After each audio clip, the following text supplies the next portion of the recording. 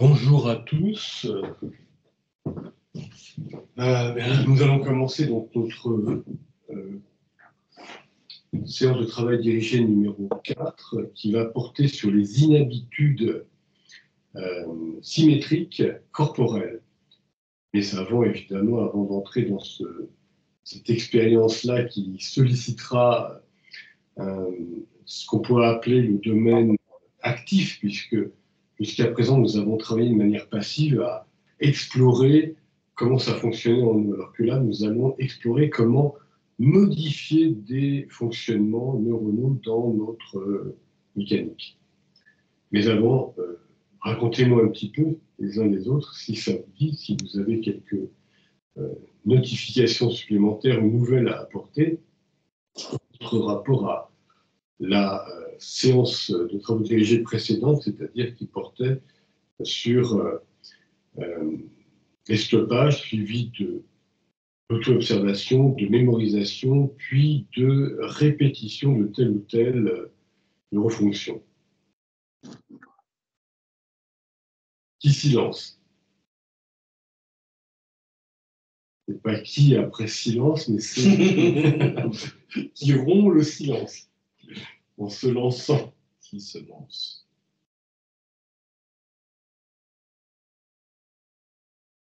Waouh! Alors, si quelqu'un nous écoute dans l'enregistrement, qu'il ne soit pas effrayé, juste le trac. Je veux bien me lancer. Moi, je dirais, pour essayer de faire assez rapide, ce que j'ai noté, ce que j'ai auto-observé,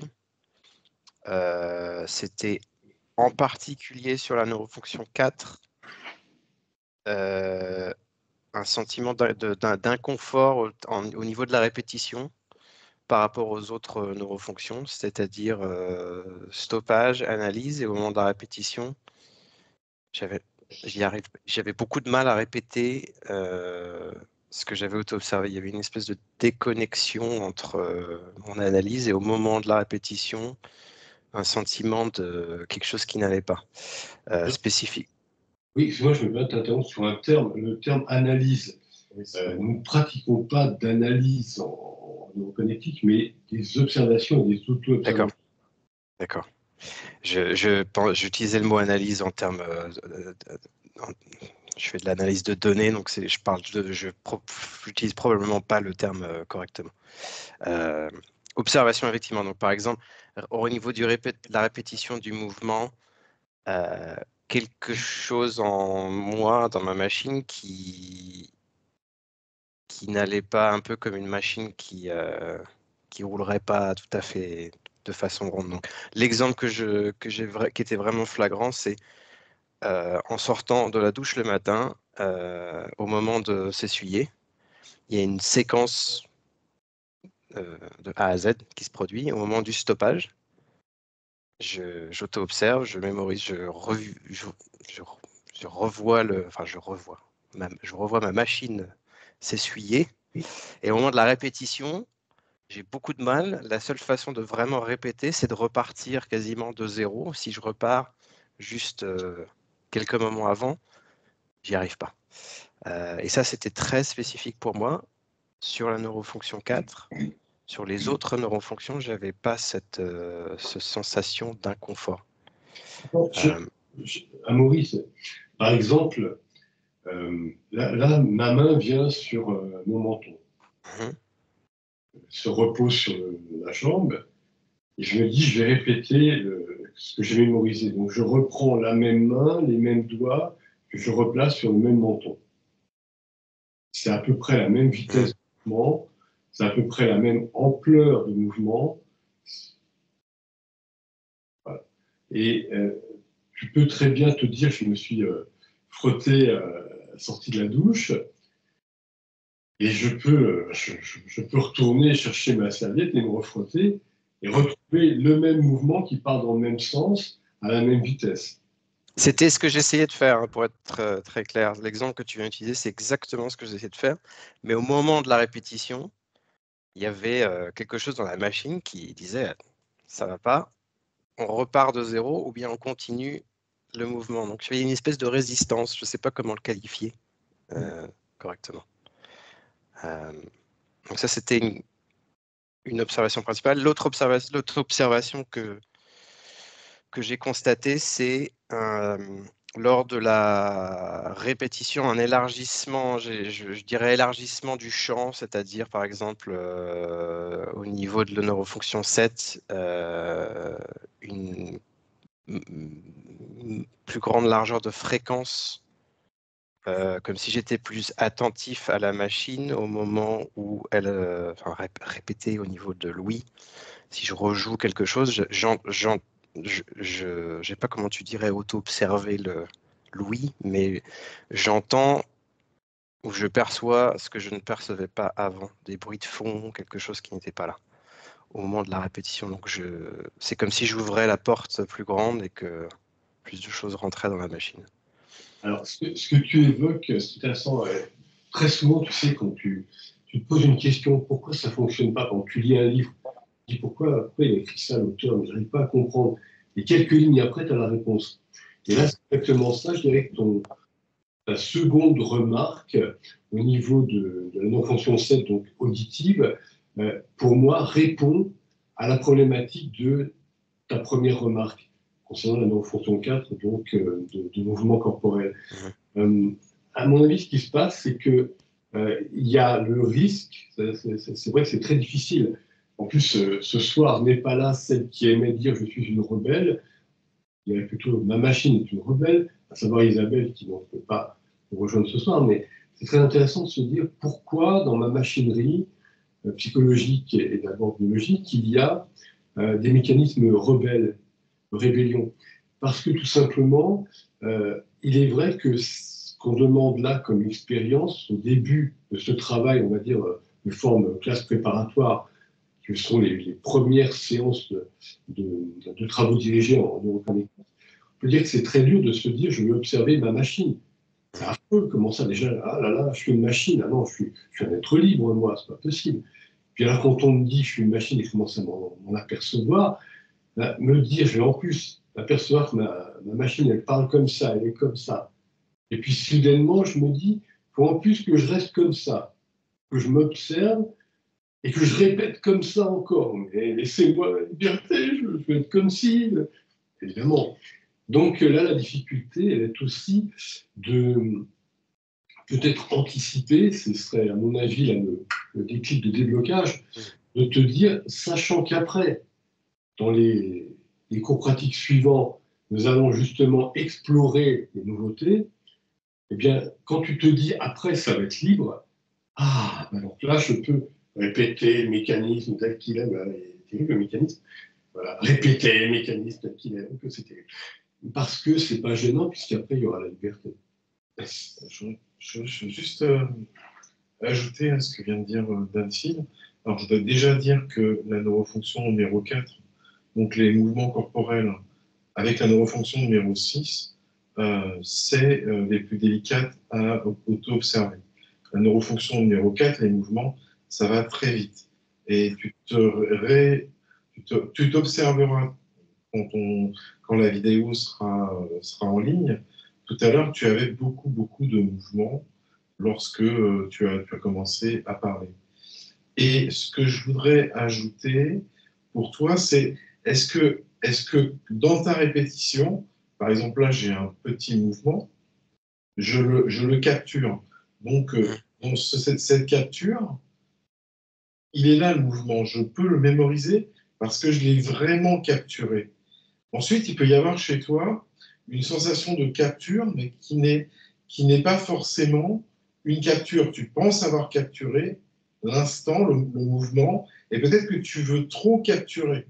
Il y a aussi ça. Donc, il faut, dans un premier temps, que eh bien, tu prends ce qui est là, ce que tu peux auto-observer, ce que tu peux capturer. Même un petit mouvement, tu le répètes.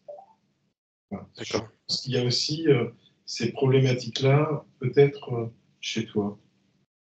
Oui, je vois ce que tu veux dire. Voilà. Ça a du sens. Ça, par exemple. Merci. Ça par exemple. Oui, Ouais. la caméra. Ça, c'est un petit mouvement. Si tu le captures vraiment, tu es là en train de te gratter la tête, tu peux le stopper et le recommencer. Ah ouais. Il y a Stéphane en hors champ, tu dois te rapprocher de Stéphane, qui s'amusait à mimer le mécanisme. Ah, j'ai l'impression que Laurent lève la main. Mais Laurent, on voit pas ta tête. Oui, on te voit. On voit une demi-tête. On voit une demi-tête, ouais. C'est vrai que tu descends, tu montes la caméra. Descends ton siège ou remonte la caméra. Encore. Un petit peu. Voilà, encore un petit peu. Mais c'est bon. J'allais ajouter que, par exemple, si je sens que je suis un petit peu lessivé, j'aurais tendance à faire ça. Ça, c'est peut-être la machine va faire ça naturellement, mais après, on va dire, dans une évaluation au travail, ça pourrait être reproché que ma machinerie avait fait ça. Ah bah c'est sûr, et même pas seulement dans une situation professionnelle, dans une situation familiale ou amicale ou associative. Et comme ça, on se dit, oh là là, qu'est-ce qu'il y a? Il n'est pas content d'être là, il est fatigué, mais évidemment.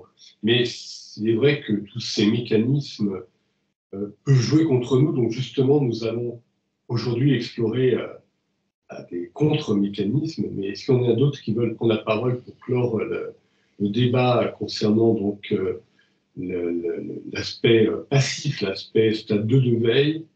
Donc, non.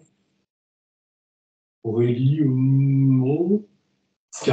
Pas plus, un grand sourire. Bon, Constantin. Moi, je veux bien faire venir. Oui, vas-y. Plus pour dire que, en fait, j'avais essayé d'élaborer une méthodologie, un protocole, et que j'ai pas du tout réussi à le mettre en place. Je voulais, sur la première semaine, réaliser des stop and go de façon très régulière. Donc, j'avais mis vraiment des alarmes, puisque les fois précédentes, j'avais fait ça de façon aléatoire. Donc, j'ai essayé de mettre quelque chose en place. Et donc, je voulais, sur la première semaine, observer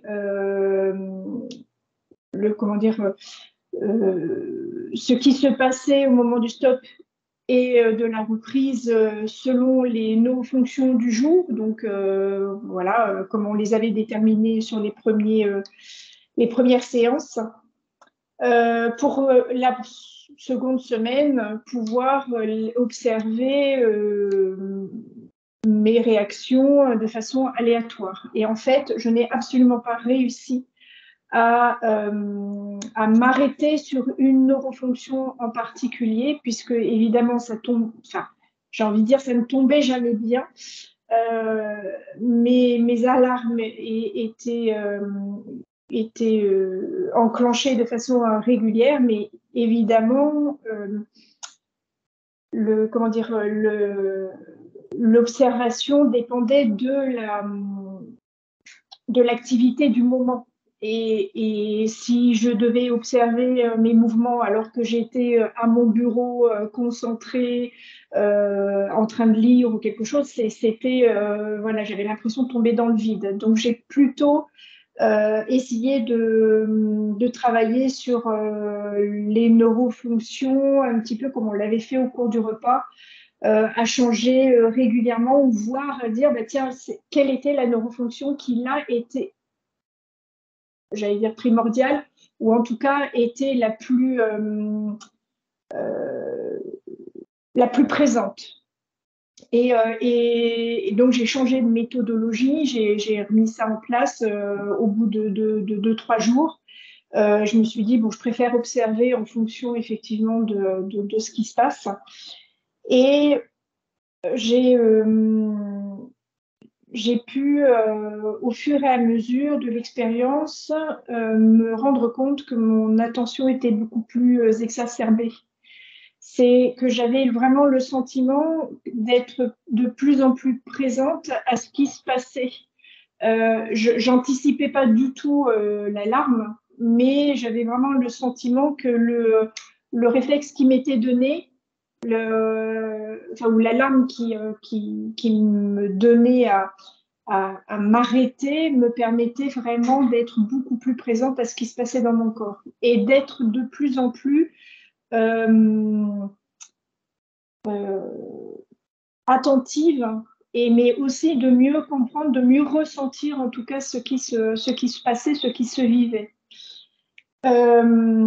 Et à partir d'un certain temps, je me suis rendu compte que j'avais vraiment une tendance, un petit peu comme ce qui a été dit auparavant, à être très recroquevillée sur moi, y compris dans le quotidien, mais même dans des activités qui me demandaient au contraire d'être présente aux autres, d'être ouverte. Et j'avais toujours une posture un peu ou des mouvements plutôt de fermeture. Alors après, je ne sais pas si ça rentrait dans l'expérimentation.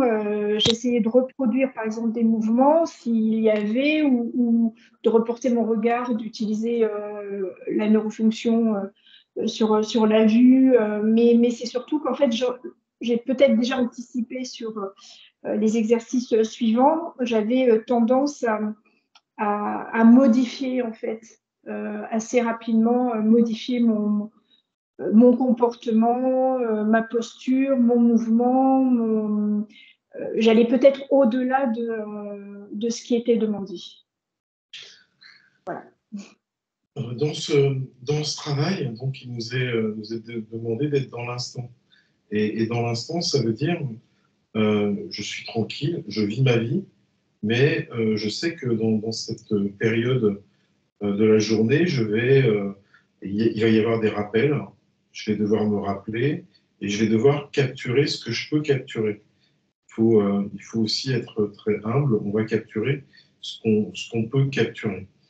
Dans ton cas, je trouve que c'est bien si tu as pu être dans cet instant, donc dans cette vie, dans ton quotidien, et en même temps capturer ces moments, même s'il n'y avait pas précisément une décision de prise, une intention de travailler sur telle ou telle neurofonction.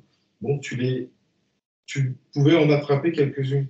Et j'avais une question à te poser. Quelles sont les neurofonctions que tu as pu auto-observer souvent et celles qui ont été beaucoup plus difficiles pour toi?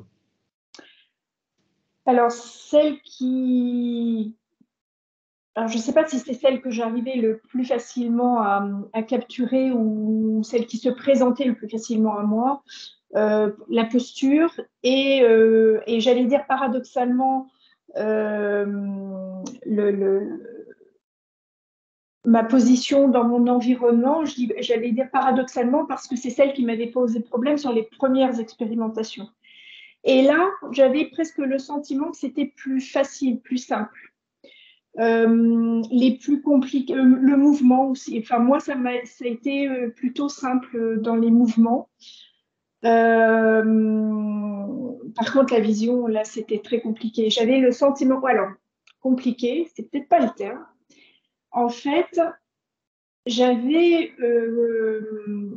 quand je me posais sur la neurofonction liée à la vue, il y avait des moments où j'avais l'impression que mon regard se portait sur rien et tout en même temps. Donc, en fait, comme si c'était vraiment, voilà, finalement, c'était le flou, mais y compris en voiture. Donc, ça m'a fait un peu peur. Donc, du coup, je me suis dit, mais en fait, je regarde, mais je n'observe pas, je ne suis pas attentive véritablement à ce qui se passe, à ce que je vois. Donc, c'est parce que l'alarme me rappelait à être plus attentive, à être plus présente, que d'un seul coup, je me disais, mais oh, qu'est-ce qui se passe autour de moi? Qu'est-ce que je vois? Sur quoi mes yeux se posent? Et ça a été assez étrange comme enfin, il ne faut pas juger, il ne faut pas analyser, mais c'est vrai que c'était une remarque. Voilà. C'était la vue, c'était très compliqué pour moi. J'aurais une question aussi, Carole, par rapport à ce que tu disais avant concernant ton positionnement, plutôt ta respiration au bureau, tes mouvements, pardon, au bureau. Tu disais, ben, j'étais dans mon bureau et ça sonnait. C'était le jour consacré au mouvement corporel. Que pouvais-je observer puisque j'étais là en train de travailler ou de lire ou que sais-je. Mais en fait, on est toujours plein de mouvements. Justement, la respiration, dont on vient de parler par un beau lapsus, quelques phrases en avance. La problématique, elle est là, c'est de capturer. Alors, souvent, mes yeux, quand je suis en train de lire, tournent sans arrêt, bougent. Donc, il y a toujours des mouvements à attraper. Donc, qu'est-ce qui t'empêchait de les attraper? En fait, je pense que rien ne m'empêchait véritablement de les attraper ou de porter mon attention dessus, sauf qu'en fait, ça ne me semblait pas suffisamment naturel ou j'étais pas à l'aise avec. Donc, j'ai préféré mettre en place ou changer une méthodologie de méthodologie pour capturer tout ce que je pouvais, pour reprendre en fait l'expression, tout ce que je pouvais capturer, mais de façon plus, en étant plus à l'aise, voilà, vraiment. Donc, mais tu as raison, Danfield, c'est que les mouvements de la respiration, en fait, j'avais oublié cette anecdote. Quand ça m'est arrivé plusieurs fois où, quand mon alarme sonnait, je reprenais conscience de ma respiration, des mouvements de ma poitrine. Et simplement le fait que, comme si d'un seul coup, comme si j'étais en apnée et que finalement, mais il y avait quelque chose qui me retenait, et le fait de poser les choses et d'être consciente à ce que je vivais, c'est comme si je libérais, comme s'il y avait une espèce de déclic et ah mais oui, respire, tu peux le faire, quoi. Donc je voudrais ajouter ce que je disais tout à l'heure. Donc dans ce travail, il faut revenir à son quotidien. On revient au moment où on replonge dans la vie quotidienne. Et donc, quand ton réveil sonne, quand il y a une alarme, soit tu as décidé le matin que tu allais travailler la neurofonction numéro 4 ou numéro 3, par exemple, la vue ou les mouvements. Donc, le réveil sonne. Qu'est-ce que ça veut dire? Ça veut dire, je me souviens que maintenant, dans les minutes qui vont suivre, 5-10 minutes, je vais travailler la neurofonction choisie en début de journée ou que je vais choisir au moment du réveil.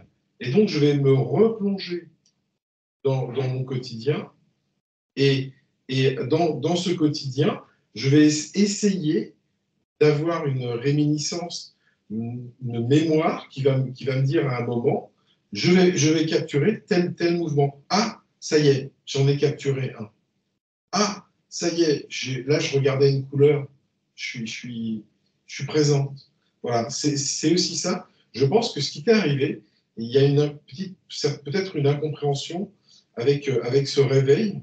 Et donc, il y a eu un blocage qui est arrivé chez toi. Tu pensais qu'au moment du réveil, tu allais capturer le mouvement, par exemple. Non, c'est pas comme ça que ça. Il faut se replonger dans le quotidien. Là, par exemple, si on devait travailler, je pars, et donc je sais que j'ai choisi de travailler la neurofonction 4, par exemple. Avec mes mouvements, et en même temps que je vous parle, je sais que j'ai tel ou tel mouvement. Et en plus, il faut que tu travailles la neurofonction 6 parce que nous sommes filmés, mais tu apparais dans un petit coin et on voit la moitié des mouvements. Voilà, c'est dommage. Mais oui, je pense que c'est intéressant aussi en point avec ce qu'a dit Amaury avant. On est dans un schéma, je mets de côté ce qu'a dit Laurent, mais on était en fait sur la problématique d'être à la fois, on est ce qu'on est, et à la fois on n'a pas envie de percevoir ce qu'on est. Alors on veut aller plus vite, ou on veut le changer. Ça, c'est assez impressionnant. C'est, à mon avis, on en avait parlé une fois, des conditionnements qu'on a tous dans nos sociétés. Pourtant, on n'est pas dans le monde confucéen, on en Chine ou au Japon ou en Corée, mais c'est le même principe. On est dans une sorte de surveillance intérieure. Que disent les autres de moi, etc. Bien. Et donc, que puis-je dire de moi-même avec cette caméra des autres? Et finalement, eh bien, je ne peux pas me capturer comme je suis parce que c'est peut-être pas bien comme je suis. Alors, je modifie. Et comme je modifie, ben là, il y a de plus en plus d'éléments qui apparaissent, de comportements, de paramètres. Et puis, j'arrive plus à qu'on va capturer tout ça. Et justement, au stade 1 de veille, on ne modifie rien du tout, on est conscient de rien du tout. Donc c'est parce que là, on commence à prendre, je rejoins Daphne là-dessus, on commence à prendre conscience de qui l'on est à travers ces premières neurofonctions et comment ça fonctionne en nous. Et là, peut-être, effectivement, on se dit, ouh là là là là, mais on avance. Alors, y a-t-il d'autres observations, auto-observations, constatations, réflexions? Oui, le mot auto-observation est très important parce que on vous entend souvent avec juste l'observation. Donc, c'est une auto-observation. Ça, c'est important. La différence entre observation et auto-observation. Observation, j'observe l'extérieur. Auto-observation, j'observe l'intérieur. C'est un mouvement vers moi. C'est difficile d'ailleurs de dire extérieur-intérieur parce que dans la phraséologie, par exemple en psychologie, il va y avoir l'idée que monsieur un tel, madame un tel parle là-bas, c'est extérieur à moi, et je pense à monsieur, madame un tel, et c'est intérieur à moi. Mais en neuroconnectique, on va avoir un autre discours. On va dire le je pense, en réalité, c'est juste un ça, un automate, qui a copié l'extérieur, qui l'a intériorisé. Donc ce soi-disant intérieur, c'est juste une projection de l'extérieur. Et donc le vrai intérieur, à ce moment-là, c'est la jonction, c'est l'intermède, c'est la prise de conscience, je reviens sur l'instant présent dont parlait Serge, c'est le moment où je prends conscience de moi, et je prends conscience de ce qui se pense en moi, comme si c'était la pensée de quelqu'un d'autre, qui d'ailleurs, 9 fois sur 10, la réalité que plusieurs philosophes avaient observé dans les siècles passés, parce que ça nous vient de l'extérieur, c'est retravaillé, certes, entre guillemets, dans ce qu'on appellera l'intérieur, mais en réalité, c'est toujours dehors, dedans, mais un dedans qui est la projection de dehors.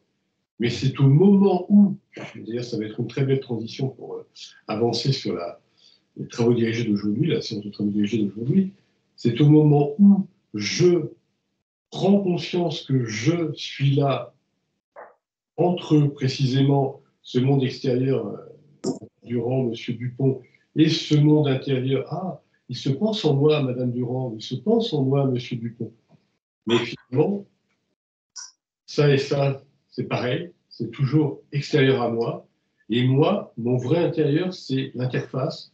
Quand je prends conscience de ces pensées, les paroles de Madame Dupont qui me parlent, ou la pensée de me souvenir des paroles de Madame Dupont qui m'a parlé, ou qui me parlera dans 3 jours, hypothèse, eh bien, ça, ces deux éléments-là, extérieur et soi-disant intérieur, en réalité, c'est pas moi, c'est pas à moi. Par contre, le moment où je prends conscience de moi dans le moment présent, dans l'instant présent, ce moment présent, il est vraiment possiblement à moi parce que je peux passer d'un stade passif, stade 2 de veille, à un stade actif, stade 3, où on va justement expérimenter aujourd'hui la possibilité d'inhabitude symétrique corporelle. Je voudrais juste ajouter un petit exemple. Donc, j'observe Madame Durand et j'auto-observe que j'observe Madame Durand. Et il se pense en moi que j'observe Madame Durand. Donc, c'est... Et j'auto-observe qu'il se pense en moi. Oui, j'auto-observe qu'il se pense en moi que j'observe Madame Durand. Et je ne suis pas identifié à ma pensée, ou du moins à la pensée qui se pense en moi, qui est justement, mais ça on en parlera dans quelques séances, on travaillera précisément sur le neurosystème intellectuel en passant par le neurosystème conceptuel, et on s'apercevra qu'on a les mêmes mécanismes, mais à une autre échelle, certes, qu'au niveau du neurosystème corporel, entrant ou sortant, donc je dirais sensoriel ou corporel moteur, on est dans des mécanismes qui nous semblent être nous et qui ne sont pas nous du tout. Donc c'est très intéressant de pouvoir précisément se dire, c'est dans l'interface que là, on commence à exister, on va pouvoir émerger. C'est très darwinien, il n'y a rien, puis on va créer quelque chose. Das Ding an sich, aurait dit Emmanuel Kant, le philosophe, la chose en soi. Alors, s'il n'y a pas d'autres réflexions, eh bien, je commence le cours maintenant, le cours pratique, donc numéro 4. Alors, l'idée de symétrie, tout simplement, mais c'est un peu ce qui est à droite ou ce qui est à gauche, ce qui est devant, ce qui est derrière, ce qui est en haut, ce qui est en bas, ce qui est avant, ce qui est après. Donc c'est assez simple. On va commencer par du simple toujours, c'est pédagogique. Et donc, les inhabitudes symétriques corporelles, on reste sur le domaine corporel, comme je l'ai dit un petit peu avant, le domaine intellectuel, conceptuel sera plus tard. Le domaine émotionnel, motivationnel sera beaucoup plus tard parce que c'est beaucoup plus difficile à capturer, à maîtriser et encore mieux à habiter. Mais par contre, sur le plan corporel, on peut se dire, par exemple, là, le Danfield qui vous parle, il est comme ça, il a des doigts qui se touchent. Eh bien, il a des doigts. Et si jamais il avait des doigts qui se touchaient de manière symétrique, alors symétrique, qu'est-ce que ça peut être? Je sais pas, ça peut être comme ceci, par exemple. Ça peut être comme cela. On peut fabriquer une symétrie dans tous les domaines. Une brosse à dents. À la brosse à dents, on peut brosser les dents comme ceci ou comme cela. On a simplement la symétrie sur une main. Pareil pour tenir une fourchette. Pareil pour écrire avec un stylo. On peut jouer sur la symétrie. La ou asymétrie. Parce qu'on travaillera plus tard la symétrie en un seul mot, bien sûr. Donc, est-ce que vous avez quelques idées qui vous traversent soudainement de possibles symétries?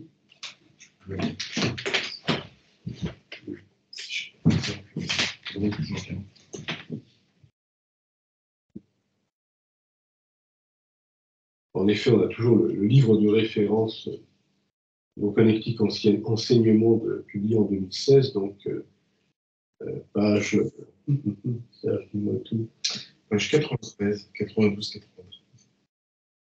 Est-ce que c'est tout ce qui est corporel, Danfield? Par exemple, si je croise ma jambe gauche sur ma jambe droite, je peux croiser ma jambe droite sur ma jambe gauche si... Absolument. On reste, voilà, comme j'ai dit juste avant, l'émotionnel c'est beaucoup plus tard, l'intellectuel ce sera dans quelques semaines, mais restons sur du corporel, du simple.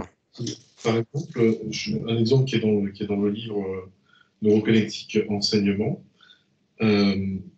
avec la neurofonction corporelle numéro 3, j'ai auto-observé que mon regard se porte machinalement vers les couleurs sombres.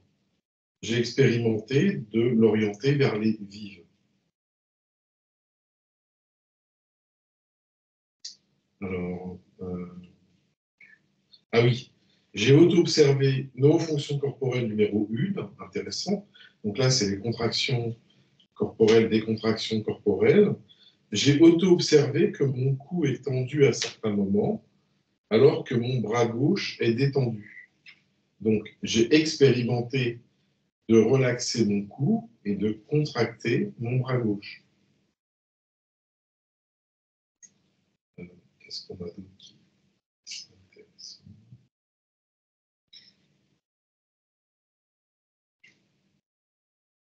Ah oui, avec la neurofonction corporelle numéro 6, donc le rôle corporel, changer le rituel du soir lié à l'endormissement, un défi vis-à-vis du confort de ma biopsychomachine, jusqu'où suis-je prête à bousculer mon confort pour réveiller la machine? Par exemple, je me couche toujours du même côté, je change de côté. Alors, il y en a qui vont peut-être dire qu'il y a des soucis. Je me rappelle de Carole qui nous expliquait qu'avec son compagnon, Olivier, c'est vrai. C'est vrai. Non, je ne peux pas. Non, je refuse. C'est vrai, je me souviens de ça. Est-ce que tu as un exemple au niveau de la neurofonction 7? J'ai toujours du mal avec cette neurofonction parce que je peux influencer mon corps, mais l'ouïe, souvent ça vient de dehors, donc on ne peut pas l'influencer. Comment est-ce que tu crées une symétrie au niveau de la neurofonction 7? Par exemple, là, tu entends ta propre voix. Tu peux entendre ta propre voix.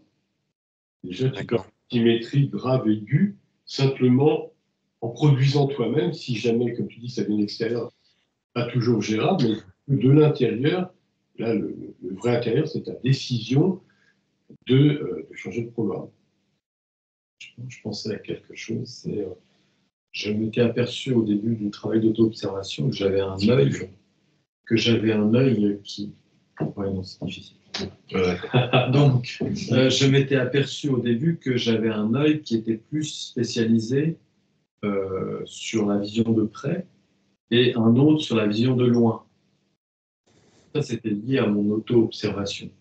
Sauf que si on passe justement aux histoires de symétrie et d'asymétrie, ben là, il y a une difficulté dans l'exercice de déshabituer un œil à voir de loin et habituer un œil à voir de près. Et j'ai l'impression que c'est câblé de façon profonde. Voilà, mais c'est peut-être une impression, peut-être une croyance que j'ai fabriquée ou constituée dans le temps. Je dirais que non, parce qu'il y a beaucoup de travaux de recherche, notamment en embryologie. On s'est rendu compte de comment un cerveau se câble, donc comment des groupes de neurones vont d'abord se connecter, donc des synapses qui apparaissent, et ensuite tel ou tel groupe neuronal sera toujours rappelé parce que c'est plus facile qu'un autre groupe qui serait, entre guillemets, parallèle. Et donc, à partir de là, c'est cette arborescence-ci qui sera l'arborescence normale pour, par exemple, voir loin. Et l'arborescence-ci, bien, l'arborescence, pas là, mais là-bas, bah, ce sera pour voir, en effet, de près, ou voir le petit clin d'œil, la petite bizarrerie qui apparaît soudainement. Ce sera plutôt l'autre œil qui sera dans cette fonction. Par contre, ce qui est intéressant, en effet, c'est de se dire que quand on n'est pas justement dans des constructions neuronales établies depuis longtemps et pour longtemps, parce que pour le coup, ce que tu viens de dire, Stéphane, on ne peut pas changer comme ça, c'est des dizaines d'années de la machinerie qui s'est habituée comme ci et comme ça, donc c'est, on va dire, inchangeable, très difficilement changeable, et puis, est-ce que ce serait utile à changer? Ben oui, parce que finalement, il y a un œil qui compense l'autre, c'est tellement complémentaire, donc gardons... Il y a un déséquilibre, c'est clair, qui est ressenti également, c'est clair. En termes de, je ne sais pas comment dire, en termes de circulation des énergies, avec une certaine clairvoyance sur son équilibre, on peut ressentir qu'il y a plus de force qui est mise d'un côté que de l'autre, par exemple. Là, ce que tu ajoutes à notre moulin, c'est très riche, parce que je vais plus loin, c'est l'énergie dont on dispose dans la machine. Si jamais, en effet, il y a un œil qui voit plus loin que l'autre, il nous rassure. Et si donc on doit tomber, on ne va pas tomber de ce côté-là, puisqu'on n'est pas rassuré. Oui. C'est cet œil-ci qui voit bien, qui va nous amener à la roulade de parachutiste, elle va être du côté de l'œil qui voit bien. Donc forcément, on a bien compris comment ça fonctionne et comment ça nous implique au niveau du moi-je qui se réveille dans la machine et qui se rend compte que cette machine, elle est déjà conditionnée par sa physiologie à fonctionner comme ci, comme ça. Donc ce sera plutôt, si on doit taper sur l'épaule de quelqu'un, c'est peut-être avec l'œil qui voit bien en premier. Et pas de l'autre côté. Bien sûr. Mais là, ce qui est intéressant, je vais très loin dans l'expérimentation au niveau de ce qui est, on va dire, accessible. Si on a une main cassée, mais allons plus loin. Alors, on sait que c'est croisé dans notre cerveau au niveau du corps calleux, mais l'information est croisée, donc on peut remplacer. Donc, si jamais on a la main dans le plâtre, d'ailleurs, c'était le cas, il me semble, de Carole il n'y a pas longtemps, on peut utiliser l'autre main. Mais ce qui devient très intéressant, et là, allons plus loin, c'est lorsque on a un accident vasculaire cérébral. Alors là aussi, il y a une erreur qui est commise par beaucoup de neurochirurgiens qui disent, 13 sur 2, en fait, quelqu'un avait un accident vasculaire cérébral dans la région dite de Broca, ou un début de cancer. Bref, on a dû opérer. On se disait après, l'autre, il va être comme ça. Pas du tout, il continue de parler. tout va bien. Donc, les régions, c'est faux, disent ces braves gens. C'est faux.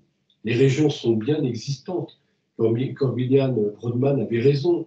Paul Broca, on arrive à la fin du 19e siècle, le premier qui définit où est la région de Broca, justement, a raison. Mais par contre, ce qui est différent, et c'est là que les chirurgiens, les neurochirurgiens ont raison, c'est que ce n'est pas forcément exactement au même endroit chez tel ou tel individu. Et ça va plus loin.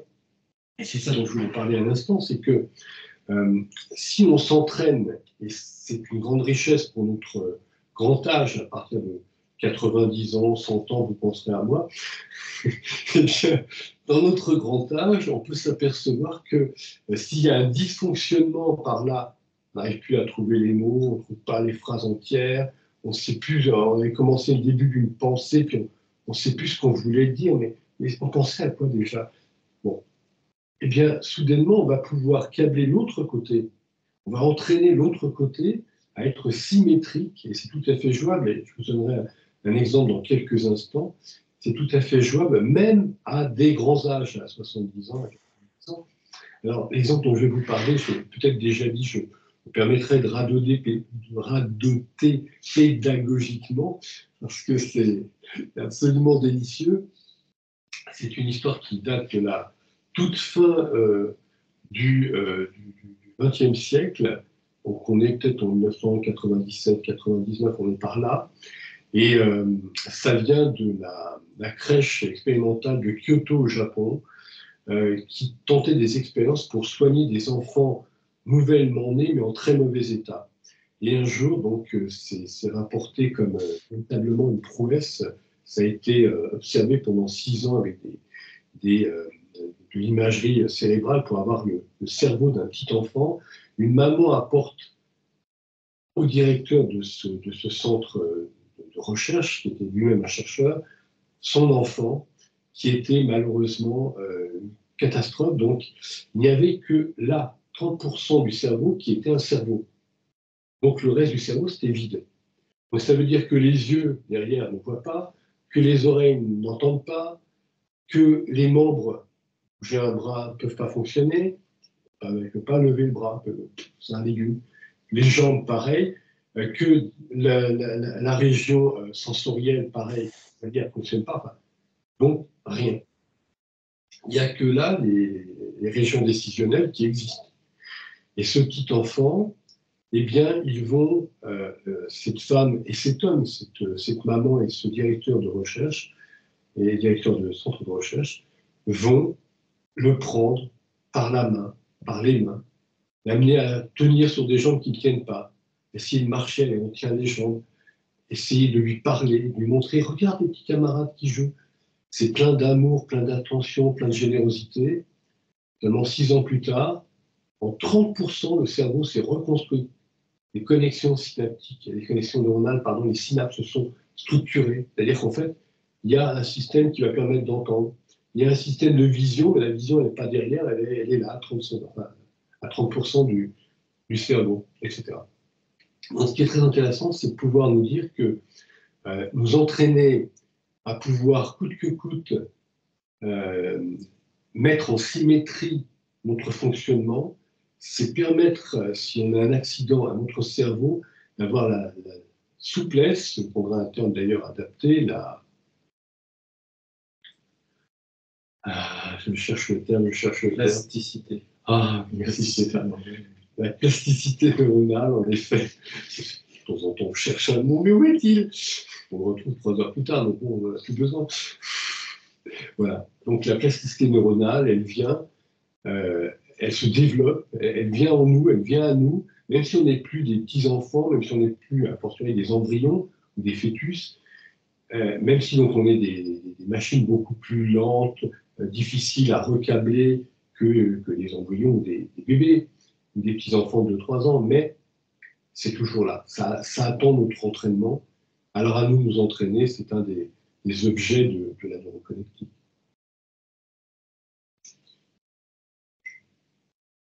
Je vais rajouter quelques exemples. Un exemple qui m'a beaucoup amusé. Neurofonction corporelle numéro 5. Fatigué, ma biopsychomachine s'est avachie vers l'arrière, dos droit, mais avec la tête tombant derrière. Et donc,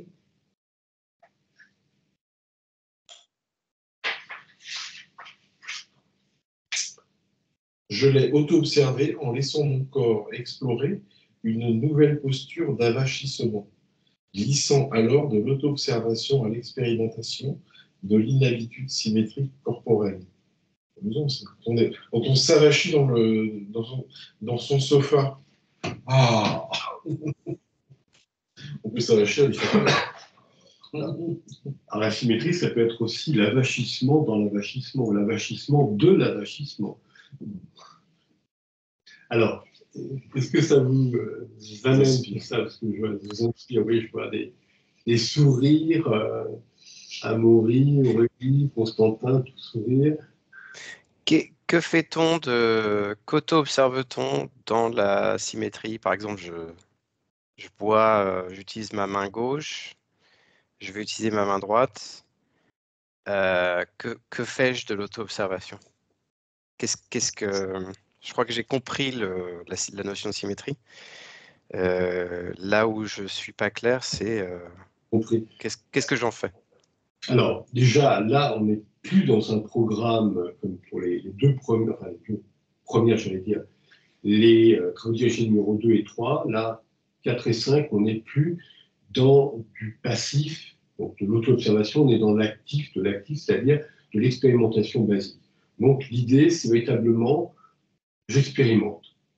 Si j'étais comme ça, ben, je vais essayer comme si. D'accord. Mais je peux essayer aussi de dire que comme ça pourrait être comme si. Bon. Mais donc, l'idée, elle est véritablement qu'en faire, qu'en tirer substance pour pouvoir, comme je le disais, alors je ne l'ai pas dit en ces termes-là, mais je vais le dire tout de suite, surtout que l'ancien ingénieur comme toi me comprendra tout de suite, 1 degré de liberté, on est en mathématiques ici. Et en général, on croit être libre, mais on est des automates, donc 0 degré de liberté. À partir du moment où je m'aperçois à partir du moment où je m'aperçois que, je me dis, tiens, si je changeais la machine, je disais, je sais pas, je vais prendre carrément un redressement, à partir du moment où je change tel ou tel programme, de manière qui me paraît symétrique, là, c'est avant-arrière ou tordu droit, eh bien, je découvre des possibilités nouvelles, je m'ouvre des degrés de liberté, enfin, 1 degré de liberté, des possibilités dans degré de liberté, et surtout, je m'ouvre des possibilités nouvelles dans ce degré de liberté au niveau de ma plasticité neuronale. Ça, c'est très important parce que, comme je l'ai dit un petit peu avant, on risque dans nos générations d'être amené à pouvoir vieillir très très vieux par rapport à avant, jusqu'à 100 ans, 110 ans, mais ce n'est pas la peine de se dire à partir de 80 ans, oh, je me sens un légume, il faut que je meure. Non, parce que finalement, à un certain niveau, on peut se dire que quelqu'un en nous décide de mourir parce que la vie est inacceptable. Mais elle devient acceptable quand justement il y a, d'une part, alors je vais très loin dans mon discours, ça devient même philosophique, neurophilosophique en l'occurrence. Non seulement il y a j'ai telle fonction qui m'a amené comme si, mais au lieu d'être tout tordu avec les mal dans le dos, bah, je vais essayer comme ça. Donc ce qui aurait été une douleur dans le dos, il n'y a pas de douleur dans le dos, puisque un coup je vais comme ci, un coup je vais comme ça. Mais plus encore, ça m'amène à jouer. Et comme ça m'amène à jouer, mon cerveau, il n'a pas envie de mourir, il a envie de jouer. Et Leonardo da Vinci est toujours en train de s'amuser. Voilà.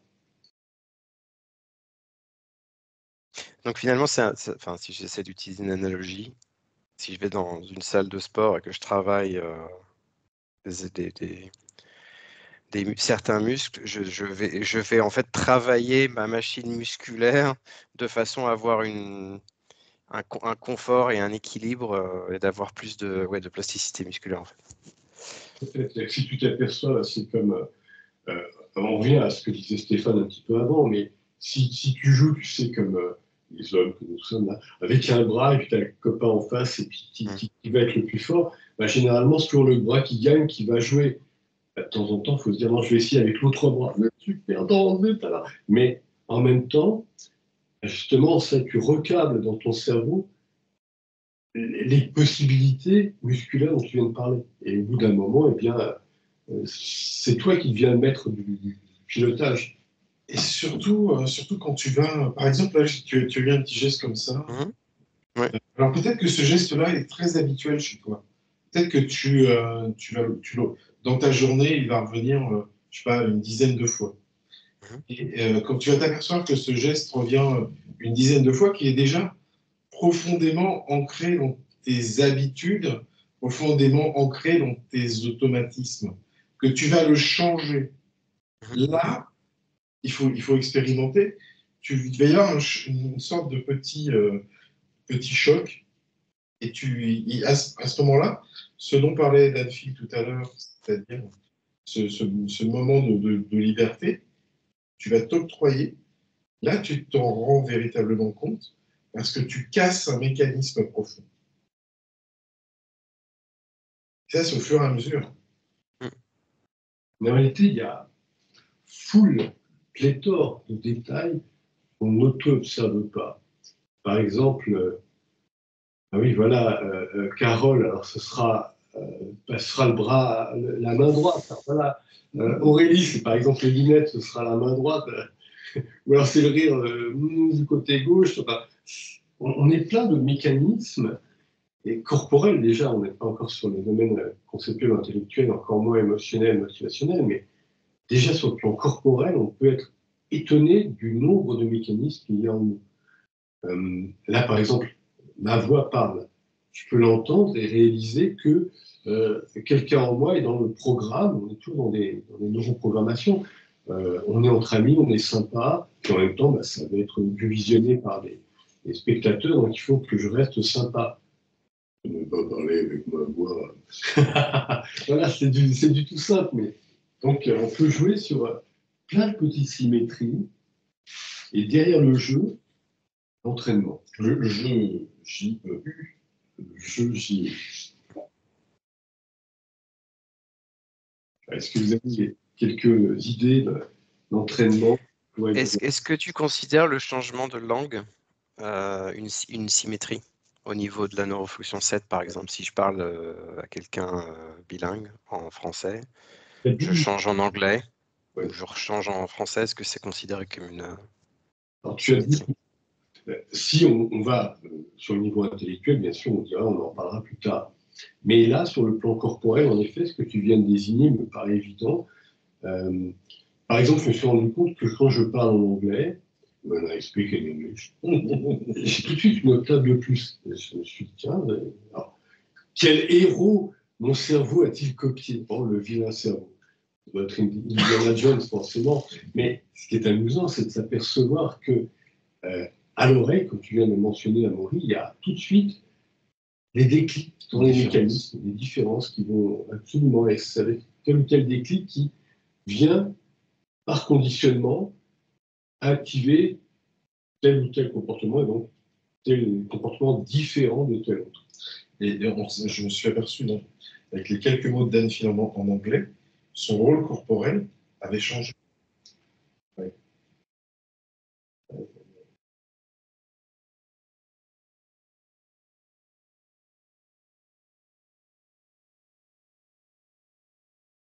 Grand moment de silence. Vous êtes tous et toutes en train de vous dire quels sont les mécanismes ici, là, là-bas, est-ce que quand je suis, oh là là là là, c'est terrible. Tout à l'heure, je voyais Constantin qui enlevait ses lunettes avec la main et qui le remettait. Donc, je me disais qu'il a peut-être une habitude avec sa paire de lunettes. J'ai fait exprès. Ah oui. Pour voir si tu observais.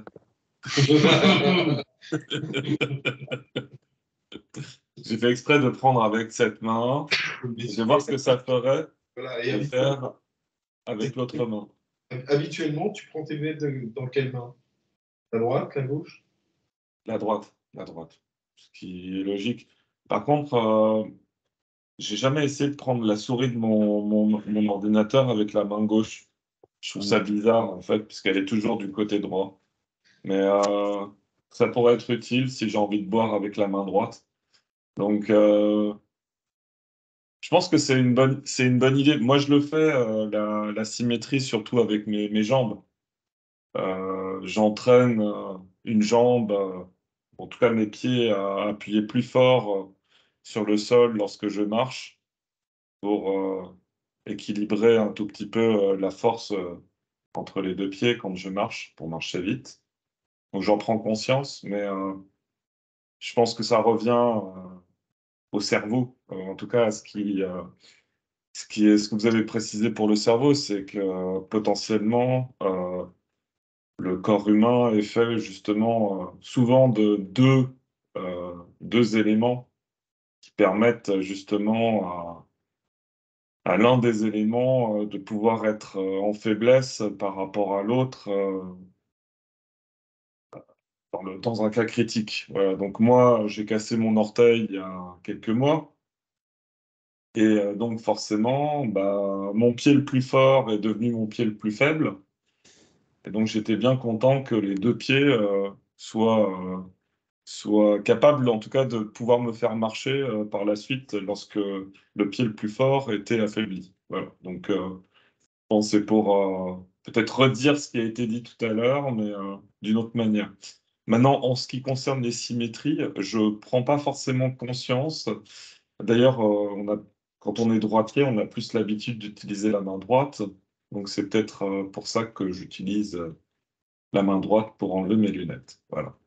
Mais je serais bien content de pouvoir utiliser les deux, puisque comme ça, je pourrais profiter d'un tout petit peu plus de temps de mes deux mains. Voilà. Et en plus, là, tu nous as donné un bel exemple.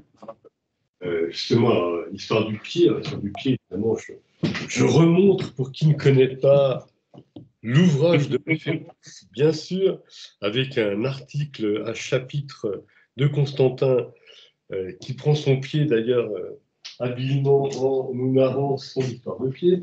Mais un beau jeu de mots. Mais ce qu'il y a dedans, dans ce que tu viens de dire aussi, oui, entraînez-vous pendant ces 2 semaines, voire plus, que là on arrive sur une période de Noël Nouvel An, qui va être festive, oui. Entraînez-vous à justement changer des habitudes, justement la souris, et vous avez pu tâter le mulot de l'autre côté, par exemple, en effet. Essayez d'écrire avec l'autre main, essayez de retirer les lunettes avec l'autre main, vous grattez avec l'autre main, c'est un peu compliqué. Est-ce que tu ferais le réveillon de Noël en commençant par la bûche et en finissant par le chapon, par exemple? Bah, je ne vais pas donner de mauvaises idées à la fille. Non, moi, j'essaierai la chose suivante, c'est d'avoir 2 pilons dans chacune des mains et de manger. Ah, ouais, ingénieux. Bon. Très bien, oui, absolument. C'est une très bonne idée. Mais voilà, on peut jouer en effet, pas forcément une main sur l'autre ou devant, derrière, mais on peut aussi en effet se dire ce qu'on prenait d'un côté, on va le prendre des deux, on va essayer de gérer l'équilibre des deux, ça peut être amusant. Je me souviens d'une expérience d'ailleurs comme ça, c'est assez drôle. Alors ça rappelle d'ailleurs des expériences sur des chats, mais là c'est terrible ce que je vais vous raconter. Il y a eu des expériences, je ne sais pas participer, je suis gentil, je suis tout beau, tout des gens qui prenaient des chatons à peine nés et qui ligaturaient les yeux en vertical ou en horizontal.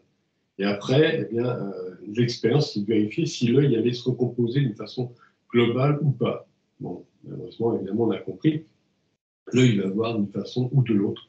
Mais si jamais on s'entraîne à fonctionner avec deux mains, en effet, pour tenir les pilons de nourriture qu'on absorbe, est-ce qu'il y aura plus d'une main qui est habituée, puis peu à peu de l'équilibre avec l'autre main qu'on essaie d'habituer, et au bout d'un moment, thèse, antithèse, synthèse, on aura la liberté, la dextérité, la complémentarité des deux mains, par exemple. En effet, c'est peut-être un type d'expérimentation agréable, et pareil pour, je reviens à mon expérience des chats, on peut très bien se dire, il y avait une expérience à laquelle j'ai participé, on se disait les traits d'une certaine façon, c'est avec quelle main? On a deux crayons. Mais les traits de l'autre façon, c'est avec l'autre main. Donc horizontale, verticale. Et on ne doit pas se tromper si on dessine. Voilà.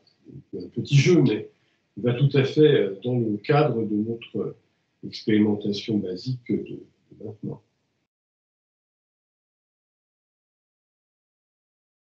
D'autres idées?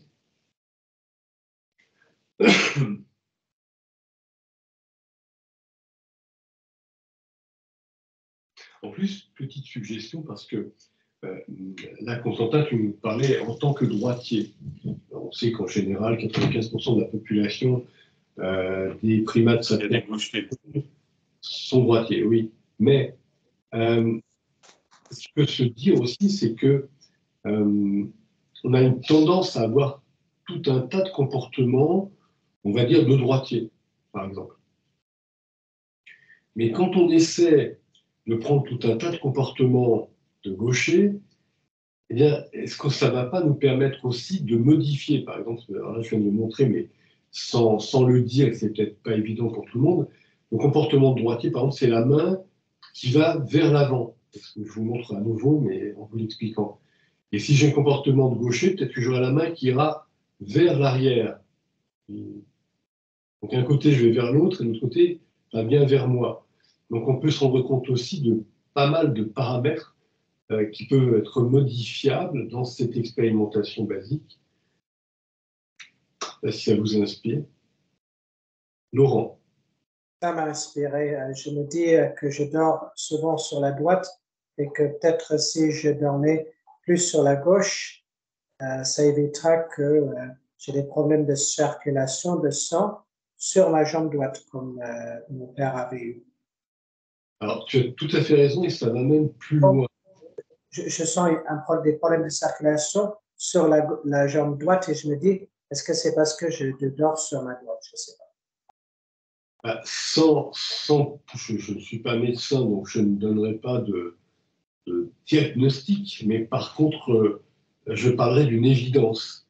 C'est que le cœur qui est quasiment au milieu, on sait tout de même que la pompe de sortie au niveau aorte, c'est vers la gauche. Et donc, quand on appuie trop sur la gauche, forcément, on compresse cette sortie de sang. On peut donc amener l'artère en question à être très fatiguée, très sollicitée, peut-être à durcir plus vite. Enfin, disons que ce n'est pas la meilleure façon d'être. Donc, alterner en dormant de l'autre côté, ça peut peut-être en effet rééquilibrer. Et puis, une seconde remarque, beaucoup d'humains sapiens, arrivant vers une cinquantaine, soixantaine d'années, on entend parler ici et là, commencent à nous raconter qu'ils ont comme une calcification ici, là, là-bas. Ça devient dur, ça manque de souplesse. Alors qu'en effet, ça revient à ce que j'ai dit il y a 10 minutes, mais c'est véritablement crucial. Quand on s'entraîne à bouger autrement, à modifier, c'est le style, je pars du pied droit et si je partais du pied gauche. Ce sont plein de petits détails qui parlaient avant de ma jambe droite se place sur la jambe gauche quand je m'installe, mais pourquoi pas essayer le contraire? Et au bout d'un moment, on s'aperçoit que ce degré de liberté, c'est beaucoup plus qu'un degré de liberté au sens premier du terme, au sens mathématique. C'est véritablement une capacité à être libre de ne pas s'user trop vite, si je puis parler d'une façon claire. L'exemple, le matin, quel est le pied que je vais poser en premier? Il y a aussi l'exemple, je ne sais pas si vous avez remarqué, mais si par exemple vous vous réveillez, vous vous levez le matin en ayant une narine bouchée, ça va transformer votre journée. Et ça va dépendre de quelle est la narine qui est bouchée. Et donc, c'est la narine gauche. Et donc, la question, elle est liée aussi à la position du sommeil. Mais c'est vrai que ça a une influence sur les énergies qui nous parcourent. Et ça a un effet aussi sur la façon dont on pense et dont on émotionne. Alors, on ne va pas aller jusque-là, mais c'est bien de le mentionner, tu as raison. Par exemple, si on prend l'énergie mécanique et l'énergie électrique sans même toucher l'énergie chimique dans notre machinerie, on s'aperçoit en effet que toutes ces énergies conjuguées, elles nous amènent à des processus très interpellants. J'ai auto-observé dans ma propre mécanique et peut l'auto-observer aussi dans les vôtres. Par exemple, quand vous êtes allongé, et ça on en reparlera au bon moment. Je prends ce que tu as lancé, Stéphane. Si on est allongé au lit d'une certaine manière, si on est très auto-observateur, auto-observatrice, on s'aperçoit que ça pense en nous et que ça s'émeut en nous d'une telle ou telle manière. Gertrude, elle n'avait pas été gentille avec Germaine hier soir, hein, par exemple. Et puis on change de posture au lit, et puis soudain, et pourquoi le théorème de Thalès ne reprend pas le théorème de Pythagore? Et puis on change, etc. Donc j'ai aperçu quelques sourires. Donc vous avez compris ce que je veux dire, c'est que il y a une immense, j'anticipe puisque Stéphane a osé. Bon, sur nos travaux sur le plan conceptuel, intellectuel et plus tard émotionnel, motivationnel, mais ce qui est très intéressant, oui, c'est de se rendre compte à quel point d'être figé dans telle ou telle posture, ça nous amène à avoir telle ou telle pensée. Donc la posture corporelle implique une posture intellectuelle qui elle-même passe par une posture émotionnelle, motivationnelle. Et quand on a compris ça, on se dit, oh là là, quel triste robot je suis, mais quel enfer. Et on veut se libérer de ça. Et quand on s'est libéré du robot, et là, on peut se déposturer. On peut se dire, voilà, je vais changer ma posture corporelle, ce qui va me permettre de changer justement posture intellectuelle, posture motivationnelle. Donc, oser encore plus vous dire, de temps en temps, me bizarriser, me symétriser, me dire que toujours je suis comme ci, et si j'essayais comme ça ou comme ça, c'est-à-dire on va prendre ce qui sera pour nous, dans le moment, une symétrie.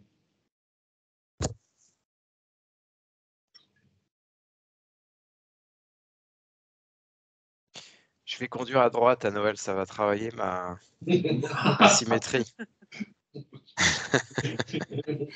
Oui, c'est vrai, puisque tu seras en France. Tu veux dire que tu vas te mettre dans le siège de droite, c'est ça? Non, il va être en France. Vous savez ce qui est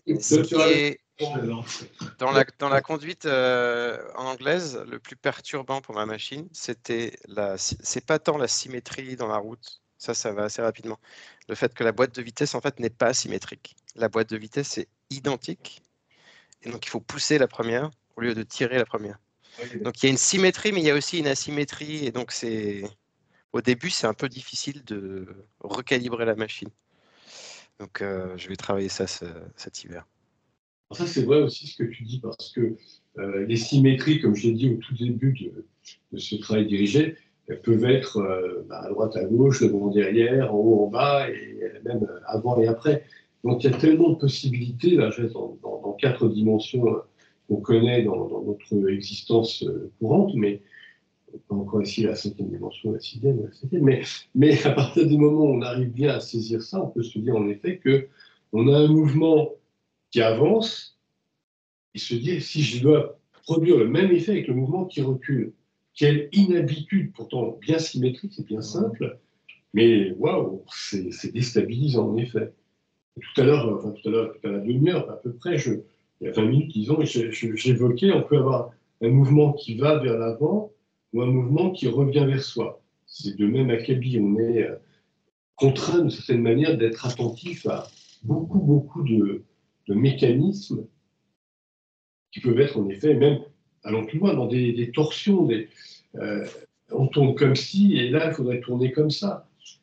Et même quand on débouche une bouteille, parce que c'est plein de petits détails, et il est vrai que, alors je m'y suis amusé personnellement, quand on a besoin de bricoler chez soi, on prend un tournevis et on tourne.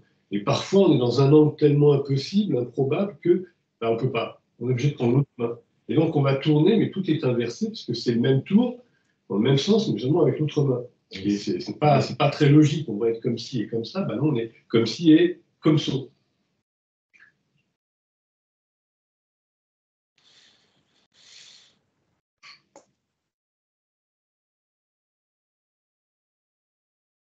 Voilà. Est-ce que le dépaysement est total? Vous êtes ravis? Tout va bien? Ça devrait être sympa. Oui, ça devrait. Et ça va l'être.